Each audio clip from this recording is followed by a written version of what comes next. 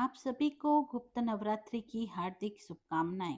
गुप्त नवरात्रि प्रथम दिवस, माँ काली की दिव्य कथा। नमस्कार, आप सभी का हार्दिक स्वागत है। जब जब अधर्म ने अपना सिर उठाया, जब देवता भी असहाय हो गए, तब प्रकट हुआ एक ऐसा दिव्य स्वरूप जिसके क्रोध से तीनों लोग कांप उठे।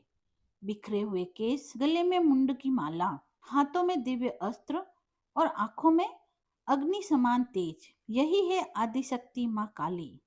लेकिन क्या आप जानते हैं कि इस रौद्र रूप के पीछे असीम करुणा, मातृत्व और अपने भक्तों की रक्षा का दिव्य संकल्प छिपा है। गुप्त नवरात्रि का पहला दिन माँ काली की आराधना के लिए अत्यंत शुभ माना जाता है। तांत्रिक साधना, आध्यात्मिक उन्नति और देवी उपासना के लिए इस दिन का विशेष महत्व बताया गया है। जो भक्त सच्चे मन से माँ काली का स्मरण करते हैं, उनके भय दूर होते हैं, शत्रुओं का नाश होता है, नकारात्मक शक्तियों से रक्षा होती है और जीवन में साहस, आत्मबल तथा सकारात्मक ऊर्जा का संचार होता है। आइए आज गुप्त नवरात्रि के इस पावन प्रथम दिवस पर श्रद्धा और विश्वास के साथ माँ काली की दिव्य कथा का श्रवण करें। जाने कि माँ काली का प्राकट्य कैसे हुआ, उन्होंने दुष्ट शक्तियों का संहार क्यों किया और उनकी इस अद्भुत लीला से हमें धर्म, साहस, आत्मसंयम और ईश्वर पर अटूट विश्वास की कौन सी अमूल्य शिक्षा मिलती है। कथा आरंभ करने से पहले मन को शांत करें, माँ काली का स्मरण करें और पूरे श्रद्धा भाव से बोले, जय माँ काली, जय आदिशक्ति, जय माता दी। गुप्त नवरात्रि में माँ दुर्गा और उनकी 10 महाविद्याओं की विशेष पूजा की जाती है। गुप्त नवरात्रि को विशेष रूप से गुप्त साधनाओं के लिए जाना जाता है। गुप्त नवरात्रि के पहले दिन माँ काली की पूजा का नियम है। 10 महाविद्याओं में माँ काली प्रथम रूप है। माँ काली का स्वरूप अत्यंत विकराल, अभयंकारी और मंगलकारी है। माँ काली का यह स्वरूप असुरों का नाश करने वाला है।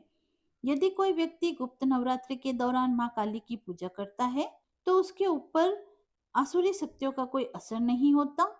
माँ काली की पूजा करने वाले व्यक्ति को रूप, यश, जय की प्राप्ति होती है। समस्त सांसारिक बाधाएं समाप्त होती है। माँ काली ने चंडमुंड का संहार किया था, इसीलिए उन्हें चामुंडा भी कहा जाता है। माँ काली अपने गले में मुंडमाला धारण करती है। इनके एक हाथ में खड्ग, दूसरे हाथ में त्रिशूल और तीसरे हाथ में सिर होता है।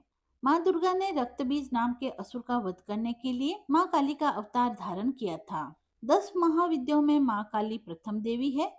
जो लोग तंत्र शक्तियाँ प्राप्त करना चाहते हैं, उन्हें गुप्त नवरात्रि के पहले दिन विशेष रूप से माँ काली की पूजा करनी चाहिए। इसके अलावा माँ काली की आराधना करने से सभी प्रकार की तंत्र बाधाओं से छुटकारा मिलता है।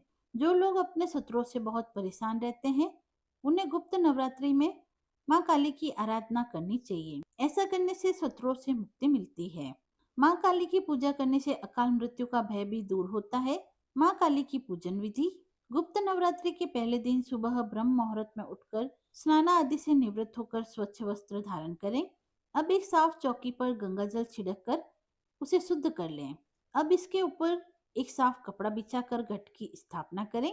घट स्थापना करने के लिए मिट्टी, तांबे या स्टील के पात्र में जल भरकर चौकी पर रखें। अब इसके ऊपर एक नारियल को मौली और चुन्नी में लपेटकर कलश के ऊपर स्थापित करें। अब चौकी पर माँ काली की प्रतिमा या मूर्ति स्थापित करें।